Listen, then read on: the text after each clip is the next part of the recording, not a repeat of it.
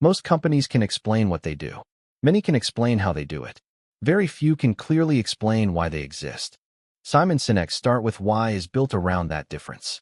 It argues that the leaders and organizations that inspire deep loyalty do not begin with products, features, or tactics.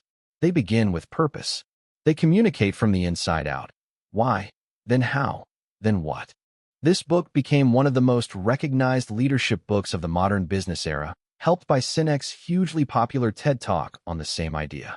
It continues to be widely read by entrepreneurs, managers, creators, and teams who want to build trust rather than simply chase transactions. The central model is called the Golden Circle.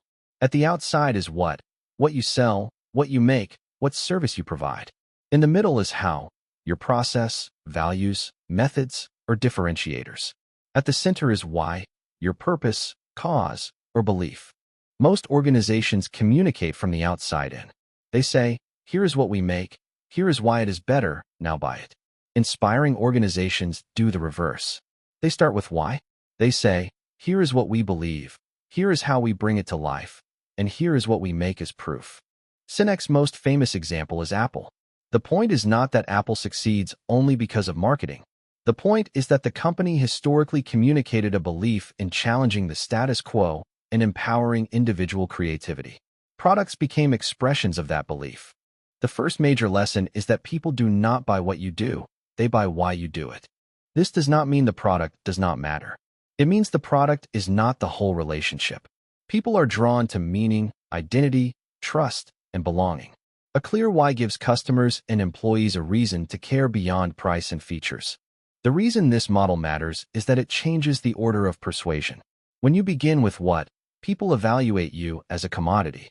They compare features, price, convenience, and specifications. When you begin with why, you invite them to evaluate belonging. Do I believe what this person believes? Do I want to be part of this story? Does this feel like me? That is why Sinek often talks about biology as well as business. His argument is that facts and features speak to the analytical part of the brain, but decisions are also driven by feeling, trust, and identity. We may justify choices with logic after the fact, but the original pull often comes from a deeper sense that something feels right. This is especially important for leadership. People may obey a manager because they have to. They follow a leader because they want to. The difference is not only authority, it is belief. A leader who communicates why gives people a shared reason to move in the same direction. A clear why also creates resilience. If a team only understands tasks, hardship feels pointless. If they understand the cause, difficulty becomes part of the mission. This does not remove the need for fair pay, good systems, or competence. Purpose is not a substitute for management. But without purpose, management becomes mechanical. The second lesson is the difference between manipulation and inspiration. Sinek argues that many organizations rely on manipulation, discounts, promotions, fear, novelty, pressure, status, or short-term incentives. These tools can work, but they usually create transactions, not loyalty. Inspiration is different. It gives people a reason to choose you even when another option is cheaper or easier.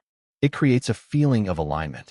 Customers come back not just because of what you sell, but because what you stand for reflects something they believe about themselves. This applies to leadership too. A manager can manipulate behavior with fear, bonuses, deadlines, and pressure. Sometimes those tools produce action, but they rarely produce commitment. A leader who starts with why helps people understand the meaning behind the work. People can endure difficulty when they believe the effort matters. The third lesson is that trust forms when words and actions match. A why cannot be a slogan pasted onto a wall. It has to be lived. If a company says it values people but treats employees as disposable, the why collapses. If a creator says they care about education but only chases clicks, the audience feels the gap. Sinek emphasizes consistency. The why is the belief. The how is the discipline that protects it. The what is the evidence people can see. When all three align, trust grows. When they conflict, people become suspicious. This is why clarity matters. If you do not know your why, decisions become reactive. You chase every opportunity, copy competitors, and change direction whenever pressure rises. A clear why becomes a filter. It tells you what to say yes to, what to refuse, and what kind of growth is actually worth pursuing. The golden circle is simple, but it is demanding because it asks for honesty. Many people have goals, but a goal is not the same as a why. A goal is something you want to achieve. A why is the reason achievement matters. This also changes how you think about competition. If you only compete on what, you are trapped in comparison. More features, lower prices, faster delivery, louder claims. If you compete from why, you create a different kind of relationship. You attract people who believe what you believe. That does not remove the need for quality, but it gives quality a direction. For creators and small businesses, this is especially important. You may not have the largest budget, the biggest team, or the most advanced product, but you can be clearer about your purpose. Clarity can make a small brand feel coherent, trustworthy, and memorable. Sinek also warns that manipulation can become addictive. If a company relies on discounts to drive sales, customers learn to wait for discounts. If a leader relies on pressure to create performance, people learn to move only when pressure is applied. If a brand relies on novelty, it must keep producing new surprises to hold attention. Inspiration is slower to build, but stronger when it works. It creates loyalty because people feel connected to the belief behind the action. They are not just buying a product or completing a task. They are participating in something that makes sense to them. This is why the why must be specific enough to guide behavior. A vague phrase like "make the world better" is usually not enough. A useful why should help people make decisions. It should clarify what kind of customers you serve, what trade-offs you are willing to make, and what you will refuse even if it could make money. For example, if a company's why is genuinely about empowering independent creators, that belief should influence product design, customer support, pricing, partnerships, and communication. If the belief never affects decisions, it is not a why. It is decoration. The book's discussion of trust is one of its strongest parts. Trust does not come from a single statement. It accumulates when people see repeated evidence that your behavior matches your stated belief.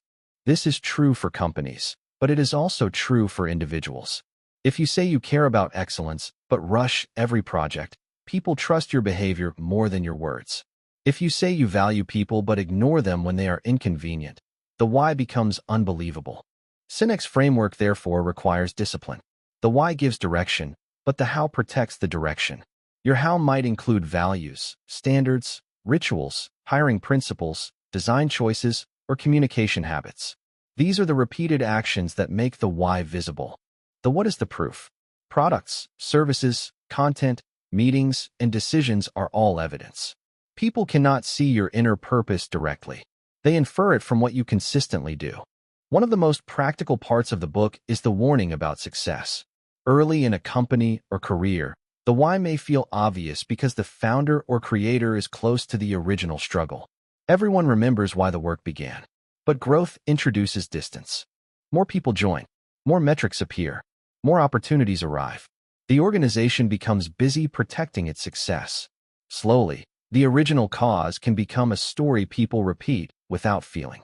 Sinek calls this the split, when what you do grows apart from why you started. This can happen to a business, a team, a creator, or even a personal career. You start with a clear reason, then success brings attention, pressure, and expectations. If you are not careful, you begin serving the machine created by your success rather than the purpose that created the machine. The antidote is to keep the why alive through language, hiring, rituals, decisions, and honest reflection. A why must be rediscovered and reinforced, not merely framed once. The book also explains why a why needs structure around it. Purpose alone is not enough. Sinek describes the relationship between why people and how people. Some leaders are visionaries. They carry the cause, language, and belief. Others are builders. They know how to turn that belief into systems, operations, and reliable execution. Great organizations need both. A why without how becomes a speech. A how without why becomes a machine with no soul. The power comes when belief and execution reinforce each other. Another key idea is the split that can happen when organizations grow. In the beginning, a founder's why may be clear because everyone is close to the source. As the organization becomes larger, success can blur the original purpose. People start protecting what exists instead of serving why it was created. This is the danger of success. When a company becomes successful, it may begin to focus more on metrics, competitors, and preservation than on the belief that made it meaningful. The why goes fuzzy. Once that happens, loyalty weakens from the inside. For individuals, the lesson is just as useful. Your why is not a perfect sentence you invent for personal branding. It is usually discovered by looking at patterns, moments when you felt most alive, problems you keep caring about, values you defend, and contributions that feel meaningful. A practical way to apply the book is to test your communication. If you are pitching a business, leading a team, making content, or building a career, ask 3 questions. First, what do I believe? Second, how do my actions prove it? Third, what am I offering as evidence? If those answers are clear, people can understand you faster. If they are aligned, people can trust you longer. Start with why remains powerful because it explains something deeper than branding. Humans want to belong to causes, communities, and stories that make sense of their choices. We want to feel that our work matters and that the people we follow are guided by something more stable than short-term advantage. The core lesson is this: do not begin with the product, the tactic, or the sale. Begin with the belief. Start with why. If you enjoyed this summary, subscribe to One Book in 10 Minutes. We turn best-selling books with powerful, practical ideas into clear daily lessons you can use in real life. One book, 10 minutes. Better you.